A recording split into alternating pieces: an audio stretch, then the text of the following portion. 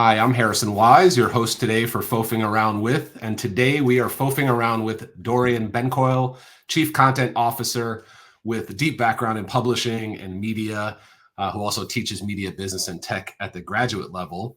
So welcome to FOAFing Around with, Dorian. Thanks, Harrison. Nice to be here.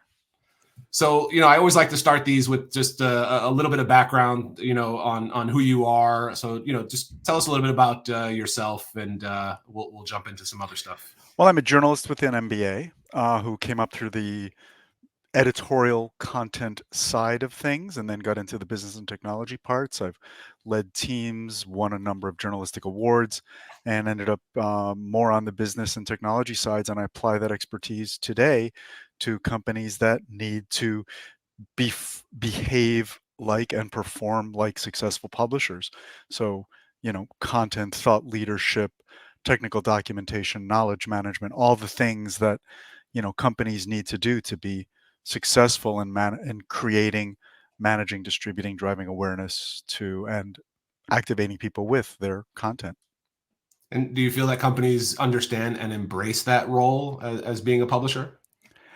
Some do, some don't. Some understand they need it, and but don't quite know how to do it. So I've had the experience a number of times where there's a successful or growing uh, media technology company that has super smart engineers, strategists, product managers, but they don't quite know how to express that to a target audience, how to even define the target audience, and then address them in ways that are helpful to those people and will help impart those benefits to the company. And show that company's expertise, show how many smart people they are, take those seriously, sometimes like you know PhDs with incredible capabilities, expressing those things. And I help, we've helped them express it and then get the results, better results from that.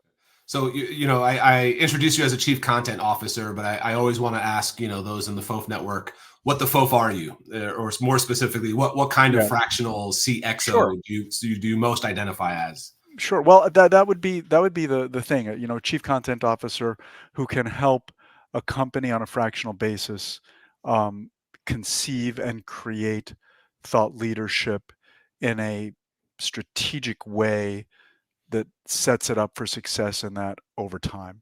And we have also gotten into the strain of technical documentation and knowledge management, which has helped companies get incredibly valuable certifications, help companies shore up their documentation in ways that benefits both the sales process and the retention process, and freed up their people to have to spend less time, you know, helping someone push the buttons and move things around. So the thought leadership is expressed in multiple ways. It can be bylined articles, it can be presentations, it can be understanding speaking remarks, framing the strategy around all those things so they all work in coordination. Videos, whatever that is, it's a as I say, content strategy that maps to the goals of the organization. That's what I do fractionally.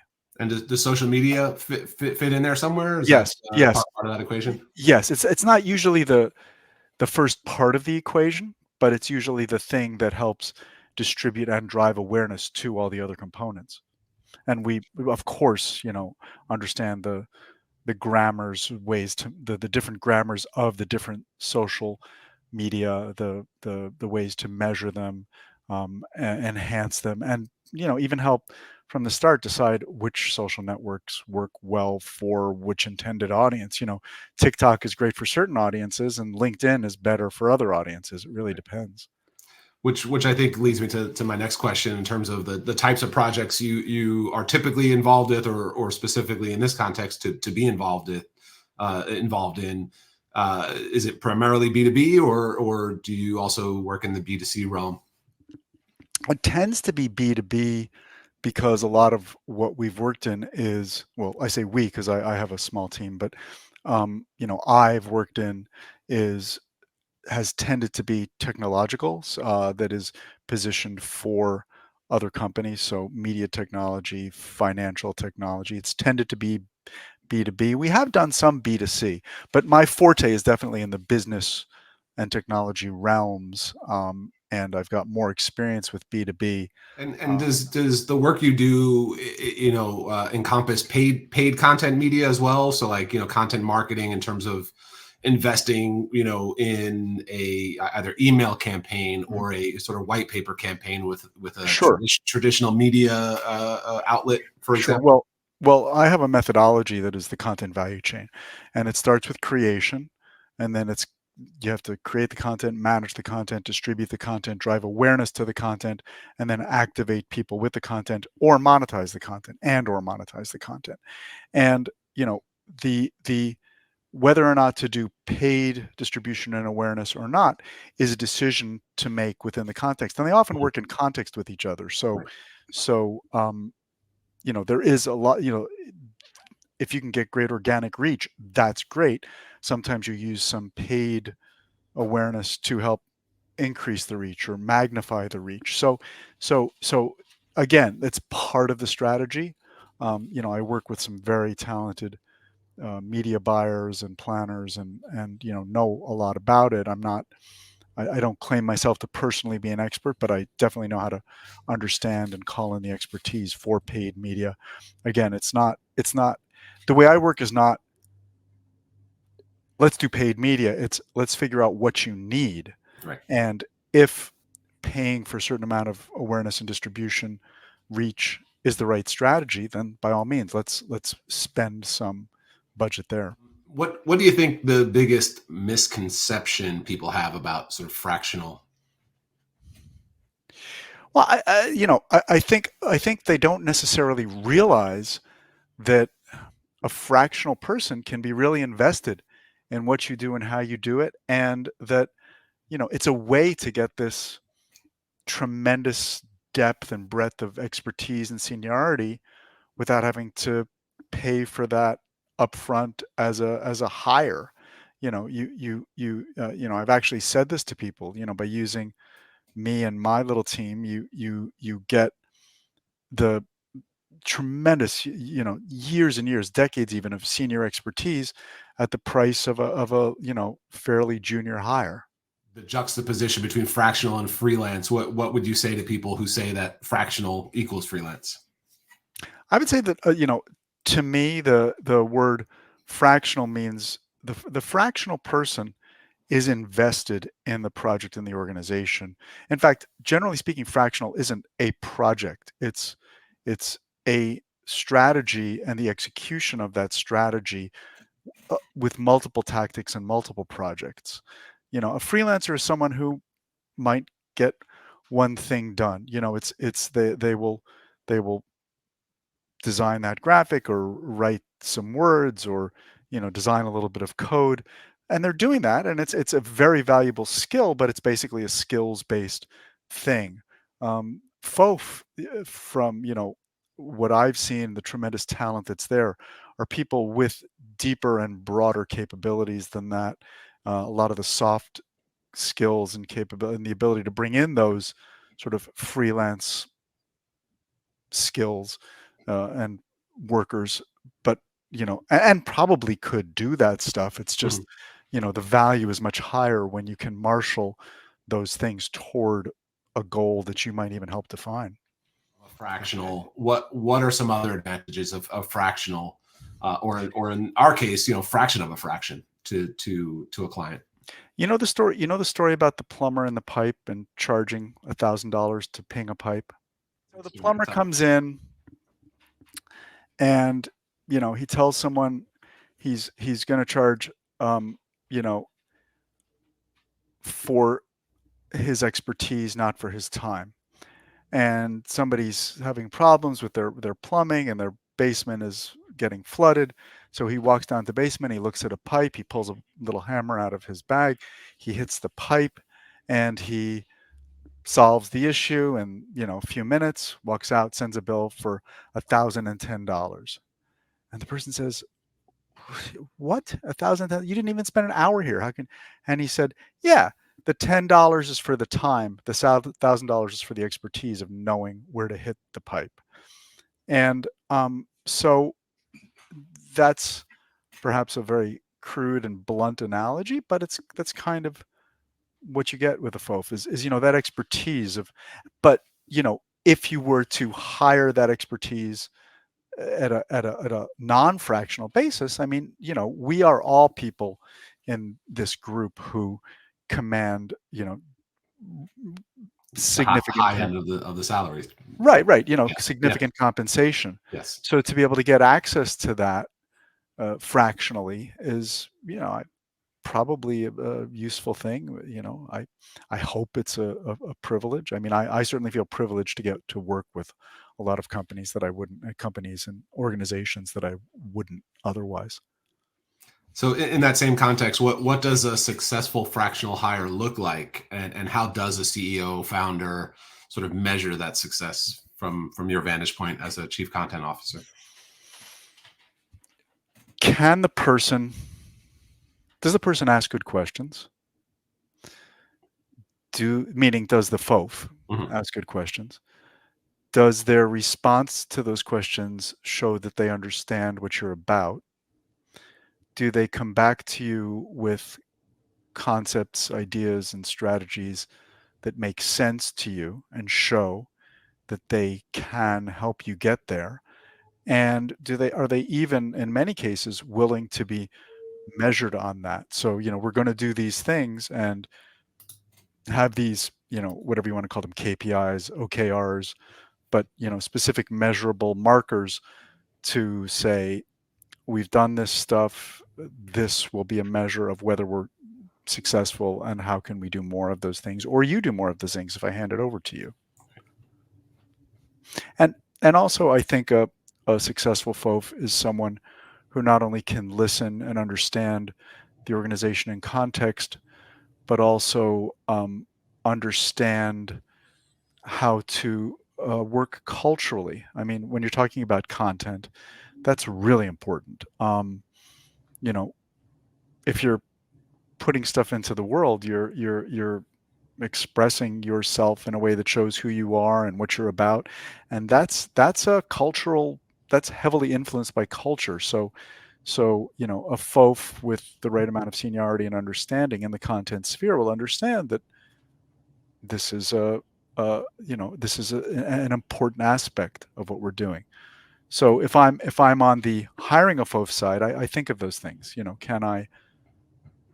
Does this person ask good questions? Do they seem to understand what we're about? Can they express that back to me in a meaningful way? Can they create a strategy that's not only about the results we need, but also an expression of the culture that we are? Maybe even in some cases, we've helped people define their culture. That's something that happens sometimes, as a byproduct of a good strategic content conversation. We ask questions. Sometimes you asked about misconceptions earlier, so here's another one. Sometimes people think, content's that thing that happens, we've done all our stuff, and then we throw it over the fence, and then somebody creates content, and it's done. Well, if we're going to do it right, a lot of the time we have to ask questions of senior people. We're going to be writing things under your name. We're going to be producing videos or graphics, right? And we'll have conversations with senior people, sometimes in different parts of the organization, and we'll say, wait, that senior vice president in the Netherlands is saying something that doesn't quite match what that executive vice president in Singapore said. And where are we? And so rather than it just being like thrown off and then we do the stuff, we ask questions that end up working their way back up the value chain of the organization and help them define who they are, what they are, how they want to express it to the world, even sometimes achieve internal alignment. In one very crucial case I can think of, that became an explicit part of our remit, where we helped a company with a few dozen offices, 40-something offices around the world, get better aligned by doing some strategic interviews and creating, a plan, help them define the plan so that they were better aligned in what they did together and expressed out to the world. And have you ever encountered a situation where the client doesn't quite, or they kind of just say, just give us the content, right? Stay in your lane. We've got the strategy figured out. We just want content, right? We just want the thing. And how do you handle those type of engagements, or are those just Well, red flags? I mean, yes, it has definitely happened. And if that's what they say and they know what we want, I try to deliver it. I hope that I have more value to give than that. But sure, yeah, if someone says that and we can do it, we will. I if it's at the very beginning of the conversation that happens, before we're even engaged, I wouldn't say it's exactly a red flag. It might be kind of a yellow flag or a blinking green flag. In other words, it's like, well, let's ask. Right. Do you Dig a want this little deeper expertise? there. Yeah. Right? Because we can provide this expertise, and you're going to be paying for it. So why don't let me give it to you? But if you know what you want and you can define it, and we can do it, and we've agreed on the terms, yeah, I will. It's not. I try. Again, this is a cultural thing, right? Yeah. I try not to let my ego override your needs. It's How has AI impacted sort of the content function, either positively or negatively from your vantage point? well, the positive is that it can help you get a lot done, get a lot more done a lot more quickly. I mean, we had an engagement where we used AI to process more than 100 things and turn it into something usable and normalize it and correlate it. And because of the work that the AI did, I would say we turned, chunks of what would have been 4 person hours of work into 2.5 hours of work, right? So it helped drive efficiency. Sure. It helped, normalize and correlate stuff from all over the world that was in different linguistic formats, and not everybody followed the request, right? So that helped us quite a lot. So we can do that. We've got an event AI product where somebody who's running a big event, they might have 100 sessions over 4 days, a lot of them running concurrently. And we can use AI, carefully curated and guided with human oversight and human intervention, but cover all 100 sessions and process content of those sessions in a way that you know would not be cost effective or feasible with human beings, right? And this is both another product for the event organization to sell or provide. Mhm. So AI can be incredibly useful if it's used correctly and well. I would say the biggest misconception is that therefore, all we need is AI and we push a button and everything gets done. I mean, uh, you know, Harrison, I'm guessing the fact that you have a little bit of gray in your beard, as I would if I had a beard. I have some here. Um, that you remember the days when people were saying this about social media, right? Sure.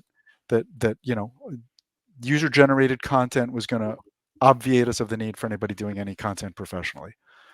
So it's a game changer. If anybody wants to look me up, I actually wrote an essay on how AI is going to change work in society. It's on Medium. Somebody asked me, if they can't access it on Medium, I'll let them have it Yeah. separately. Send, But send, send it. We could put it in the meeting notes, the sure, episode notes. thank you, I appreciate it. But so yes, AI is not just a buzzword. It's not just a fly by night. It is useful. It has changed things. It allows us to do things. I mean, we're using AI to help edit some of these videos that you're producing, Sure. right? Yeah. So, and that lets you do things at a lower cost and more efficiently than without AI. So it has uses and it's Mhm. very useful, and I have been using it. I've I don't think any of us knows exactly where it's going to be in a Right. year or 5 years or anything like that, but it's definitely part of the work And now. and if I may ask, are you transparent with clients that AI is sort of a aspect of your delivery of service? Do they care? Does it change the economics of your scope or your budgets that you're proposing? I haven't had to be transparent because the times we've used it, it's been on a retained basis where we were asked to produce certain amounts of things and we had human supervision intervention in the same ways we would have. Mhm. But yes, I mean, and like for this event AI product, there's a certain scope that's available produced by AI, there's a certain scope of human editorial work, and then depending on their needs, they may have certain needs where they really need that human, the skilled editorial person to do certain parts, which will increase the price of that package, right? So yeah, I'm perfectly transparent about it, and I'm also transparent about the fact that if you have, if you rely on, overwhelmingly rely on AI with only a little bit of sort of spot checking by people, Mhm. that you're taking a risk, right? And but that's your choice, Right. right? It's so Right. it is transparent, and it's transparent about the risks and the levels of available quality, and what can be done. So So, yeah. any last minute thoughts before we do start to wrap up? Just in terms of your area of expertise and the current environment and Yeah. desire to work with fractional Yeah. executives that you'd like the Yeah, listeners I to. mean, the only thing I sort of left out of the conversation, to be self-serving for a sec, is I did leave out the sort of the training and educational component of it, and that's something that sometimes that I and we end up doing, where we not only help put together a workflow and a strategy, but we help train people in how to work along that content value chain to get the best and most done. And I've done tons of training, as you said. I teach at the graduate level, so I'm actually officially credentialed, as are a couple of my colleagues. So, And what but are you but most that excited about or concerned about for the year ahead? I'm most excited about the chance to help publishers and people in the publishing industry and around the publishing industry. I uh, Separate from FOAF, but related to it, run a group called the Verticals Collective, and I'm hosting some breakfasts on things like audience acquisition, AI and publishing, business aspects of what publishers need to do and know and understand. And I'm very excited to draw these, incredible people together, and have them share and impart their knowledge, and hope that people can benefit, and we can help, you know, the media industry continue to survive and thrive and navigate its way through these, you know, waters that have been in flux and turmoil for decades now. Before we go, how can people find you if they're interested in reaching out and Sure. Well, starting a conversation? obviously through FOAF, FOAF.pro, FOAF.pro, as well as teamingmedia.com. If you look at the What We Do page, you'll see our suite of offerings, so much of which relates to exactly what I just said. You can find me on X, formerly Twitter, as dbank, or on LinkedIn under my name. I have not found another Dorian Benkoil in the world. So if you know, find Dorian Benkoil, there's a very high likelihood it's me on whatever social network, or Teaming Media, Teeming, Teeming media.com, or FOAF.pro, of course. Awesome. Well, you're one of a kind. If there's only one of you, I found out that there is a Harrison Wise in Australia, in the land down under. So there's. But you don't come from a land down under. No, I do not. I do not. But it's been a pleasure foofing around with you today, Dorian, and look forward to working with you in the months ahead. Yes, very much. Thank you.